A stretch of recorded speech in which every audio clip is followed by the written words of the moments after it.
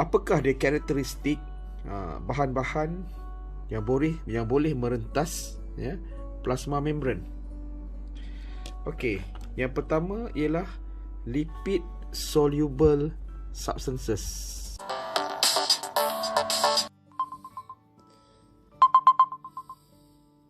Okey, kita sambung seterusnya dengan chapter 3.2, Concept of movement of substances across a plasma membrane. Okay, there are three common factors that determine whether a molecule can pass through a plasma membrane, which are molecule size, polar molecule, and ionic charge. Alright, so apakah dia karakteristik bahan-bahan yang boleh merentas plasma membran? Okey, yang pertama ialah lipid soluble substances. Apakah dia contoh lipid soluble substances? Contoh di sini adalah, katakan saya pilih glycerol. Okey, ada yang lain lagi seperti fatty acid, vitamin larut lemak ADEK, dan steroid compound. Okey. Seterusnya, ia terdiri daripada lipid soluble substances, manakala bahan yang lain yang lipid insoluble substances. Okey, yang satu ni larut lemak ataupun larut lipid, yang ini bahan yang tidak larut lipid. Okey, manakala bahan yang tidak larut lipid terbahagi kepada dua, iaitu small molecule, dan juga ion. Alright. So small molecule contohnya ialah water molecule. Dia small molecule sebab dia terdiri daripada hanyalah H2O. Small molecule yang lain yang terlibat ialah CO2 dan juga O2. Manakala ion ialah kalium plus, natrium, ion natrium, ion kalium, ion kalsium, contohnya ion kalsium, dan juga ion magnesium, contoh. Dan yang terakhir ialah large molecule, C6H12 glucose. Kalau kita dah belajar, bentuknya adalah seperti begini.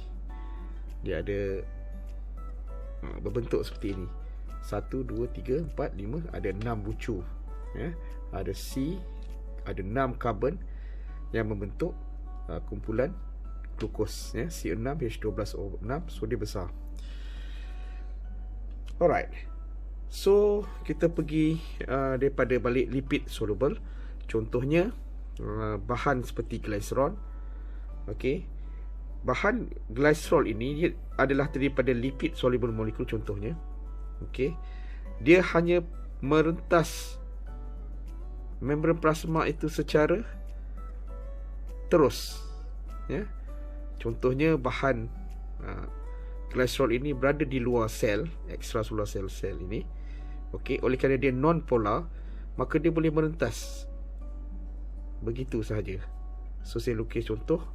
Katakan di luar ni ada 5 molekul glycerol, manakala di dalam cytoplasma hanya ada 1 sahaja. Katakan contoh. Maka dia hanya berlaku merentas secara simple diffuse, merentasi membran plasma ini secara langsung. Daripada 5 dah berpindah dah jadi 2. Dah tinggal 4 molekul. Begitu juga dengan carbon dioxide, oksigen, dan water molecule. Dia juga boleh merentas begitu saja. Oleh kerana dia saiz dia kecil, maka oksigen, carbon dioxide dia boleh merentas begitu saja. Carbon dioxide pun boleh merentas begitu saja. Cuma untuk ion sahaja, iaitu ion kalium dan natrium, dia perlu melalui satu structure yang dinamakan structure yang terdapat pada membran plasma, ialah yang dinamakan sebagai channel protein. Okey, maka bahan kalium dan natrium ini dia akan melalui channel ini. Lagi sekali, proses ini dia hanyalah merentas melalui channel secara dia diffuse. Okey, kalau katakan di luar ada banyak kumpulan natrium lah katakan. Okey, so dalam bahagian cytoplasma kurang natrium, maka ion natrium akan merentas daripada luar sel melalui channel protein ini. Okey. Right. Last but not least, kalau kumpulan glukos ini dia tidak boleh merentas sewenang-wenangnya melalui membran plasma, sebaliknya dia terpaksa melalui carrier protein. So itulah dia characteristic of movement of substances across plasma membrane. Okey, seterusnya kita bergerak kepada the movement of substances across plasma membrane occurs through passive and active transport. Okey. So pengangkutan secara pasif ataupun pengangkutan secara aktif. So kita mulakan dengan pengangkutan secara pasif. Okey. Pengangkutan secara pasif. Okey, right. So kalau kita masa sekolah menengah rendah dulu, kita pernah belajar tentang satu perkara yang dalam subjek matters. So kita ada bekas. Okey, bekas ini mengandungi distilled water. Okey, ini basic lah. Okey, dalam distilled water dia ada, kita letakkan katakan nila, bongkah nila di sini. Ya, ada bongkah nila. Okey, bongkah nila ini. Alright. So bongkah nila ini apabila kita letakkan di dalam sini, menerangkan bahawa bahan bernila ini dia mengandungi kawasan yang high concentration ataupun kawasan yang berketupatan tinggi yang mengandungi molekul nila yang tinggi, yang banyak di bahagian kawasan sini. Okey, dan apabila diletakkan saja dalam distilled water, so molekul nila ini akan mula move, bergerak ke kawasan yang kurang nila, iaitu kawasan yang terdiri daripada water molecule saja. Okey. Alright, so boleh dikatakan simple diffusion adalah the movement of molecule or ions from the higher concentration, okay, higher concentration di sini, okay, to an area a low concentration. Okay, itu maksudnya the movement of molecules ion from an area of high concentration to an area low concentration. Okay, the moving molecules are said to move down the concentration gradient until a dynamic equilibrium, sehinggalah kawasan ini dipenuhi dengan nila. Okay, alright. Okay, inilah yang dikatakan concentration gradient mencapai keadaan dynamic, equilibrium dynamic, dynamic equilibrium. Alright. Hal ini boleh berlaku sama ada wujudnya membran plasma atau tidak. Okey, so katakanlah sekarang ni saya letakkan bongkah ini adalah bongkah glukos pula. Okey, bongkah glukos. Gula dalam bentuk bongkah glukos lah. Okey. Okey, sekali lagi, bongkah glukos ini juga akan memenuhi ruang dalam distill water ni. Dia akan memenuhi ruang distill water.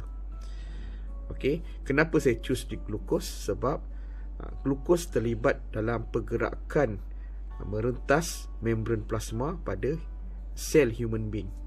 Okey, maka kita nak bergerak kepada topik yang dinamakan sebagai osmosis. Okey, so kita bergerak kepada osmosis. Alright. Okey, sebelum bergerak kepada osmosis, okey, saya tertinggal perkara yang penting. Contohnya dalam buku teks ni diterangkan tentang simple diffusion through the phospholipid bilayer. Okey. Okey, contoh begini. Okey, again. So contohnya kita ada high concentration of glucose. Ataupun kita ada high concentration of gas oksigen kat luar ni. Okey, ada banyak gas oksigen. Okey. Contohnya gas oksigen ini mungkin ada dalam blood capillaries contohnya. Okey. Alright. So contohnya, contoh sel ini adalah blood capillaries. Okey. So gas oksigen, okey, dia akan merentas membran plasma, okey, ke dalam bahagian cytoplasm. Okey, bahagian cytoplasm. Okey, from the high concentration of oxygen to the lower concentration of oxygen. Okey, itu contohnya lah. Dan proses ini dinamakan sebagai simple diffusion. Okey. Next, kita move kepada osmosis. Apa dia osmosis? Osmosis is a passive transport process that is similar to diffusion, but it involve only water molecule sahaja. Okey, proses passive transport yang hanya melibatkan water molecule saja, iaitu the water molecule from an area of high water potential, ataupun dikatakan sebagai low solute concentration to an area of low water potential, ataupun high solute concentration, okay, by randomly, okay, through a selectively permeable membrane. Okay, so yang ini adalah permeable membrane. Okay, so mari kita apa yang masukkan di sini ialah, di sini adalah distilled water. Okay, distilled water. Okay, kemudian lagi sekali saya gunakan gambar rajah yang ini. Okay, kalau bentuk water molecule saya ambil wakil bentuk bulat begini. Okay, so water molecule. Okay, water molecule.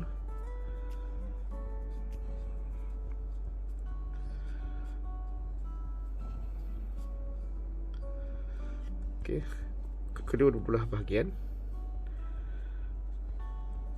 Okay, kita beranggapan sebelah bahagian kedua belah ini memiliki water molecule yang sama banyak. Okay, tetapi yang menjadikan dia berbeza di sini ialah apa dia? Iaitu high solute concentration. Okay, so high solute concentration, so contohnya glukos. So katakan di bahagian glukos di belah sini. Okay, glukos dia pula besar. Okay, ini glukos, katakan molekul glukos.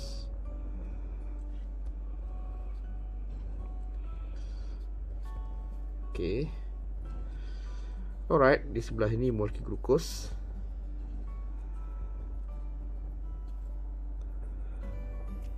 Okey, perumpamaannya lah, katakan di sebelah bahagian B, ini bahagian A. Bahagian B ini dia memiliki perbandingan 5 nisbah 1, 2, 3, 4, 5, 6, 7, 8, 9, 10, 11, 12, 13, 14, 15. Katakan 15. Katakan 15 sebelah 5. So inilah dia dikatakan high concentration of solute. Yang ini adalah low concentration of solute. Okey, so water molecule daripada bila wujud situasi ini, okey, keadaan ini menyebabkan air, water molecule ini cenderung, okey, untuk bergerak daripada kawasan lower concentration of solute kepada kawasan higher concentration of solute. So jadi bermakna sekarang ni, maka water molecule ini akan bergerak merentasi membran plasma. Again, di sini sebenarnya patah balik kepada tentang simple diffusion tadi tu. Okey, simple diffusion menerangkan daripada high concentration of molecule ke bahagian lower concentration of molecule. So sama juga dalam kes yang ini, water molecule-nya cenderung untuk bergerak ke sebelah kawasan yang lower concentration of water molecule. Dalam hal ini dia higher concentration of solute, tetapi dia lower concentration of molecule, maka water molecule ini akan cenderung bergerak. Oleh kerana size water molecule ini kecil, maka dia dengan boleh melalui selective semi permeable membrane ini. Okey. Alright.